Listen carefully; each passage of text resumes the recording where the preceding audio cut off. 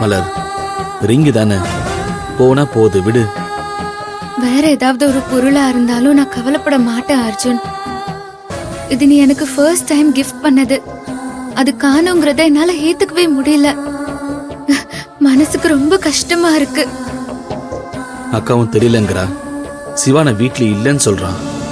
நம்ம என்னதான் பண்றது? வீட்டுல தான் எங்கேயாவது இருக்கும்னு நினைக்கிறேன்.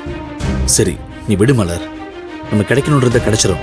அதை நினைச்சு நீ ஒன்னும் ஃபீல் பண்ணாத மலர். நம்ம வாழ்க்கையோட லட்சியத்தை நோக்கி போய்கிட்டே இருப்போம்.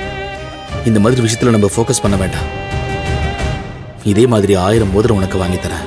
1000 மோதிரம் இல்ல அர்ஜுன், 1,00,000 மோதிரம் வாங்கி கொடுத்தாலும் அந்த ஒரு மோதிரத்துக்கு ஈடாகுமா? உண்மைதான், நான் இல்லைன்னு சொல்ல. ஆனா அதுக்காக நம்ம அதையே நினைச்சு ஃபீல் பண்ணிட்டு இருந்தா கிடைச்சிருமா என்ன? கிடைக்காததான். ஆனா அது சம்பந்தமான நினைவுகள் என் மனசை விட்டு போக மாட்டேங்குதே. அதுக்கு நான் என்ன பண்றது அர்ஜுன்? அது கொஞ்சம் கஷ்டமா தான் இருக்கும் மலர்.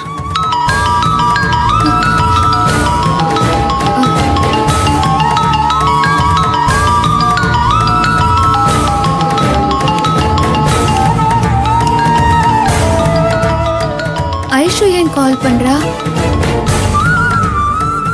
ஹலோ, சொல்ல ஐஸ்வர்யா. மலர், ஐஷு என்னாச்சு? ஏன் அழுதுட்டு இருக்க? சந்தோஷ் அண்ணா அப்பாவை அடிச்சு அப்பா கீழே விழுந்து அப்பாக்கு மண்டை உடைஞ்சு போச்சு.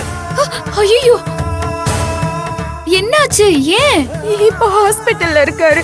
இப்ப எப்படி இருக்கு? ஐசியூல வச்சிருக்காங்க மலர். எந்த ஹாஸ்பிட்டல்ல? வீட்டி ஹாஸ்பிட்டல். சரி, நான் உடனே வரேன். சரி மலர். மலர், என்னாச்சு? யாருக்கு என்ன ப்ராப்ளம்? சந்தோஷ் மாமா அப்பாவை அடிச்சு அதுல அவருக்கு மண்டை உடைஞ்சு போச்சா. இப்போ ஹாஸ்பிட்டல்ல சேர்த்திருக்காங்களா. சந்தோஷா? ஏன், என்ன பிரச்சனை? அதெல்லாம் தெரியல அர்ஜுன், போனாதான் தெரியும். வா, போயிட்டு வந்துடலாம். சரி, வா போலாம். எடுத்துட்டு வந்துடுறேன். வா அர்ஜுன்.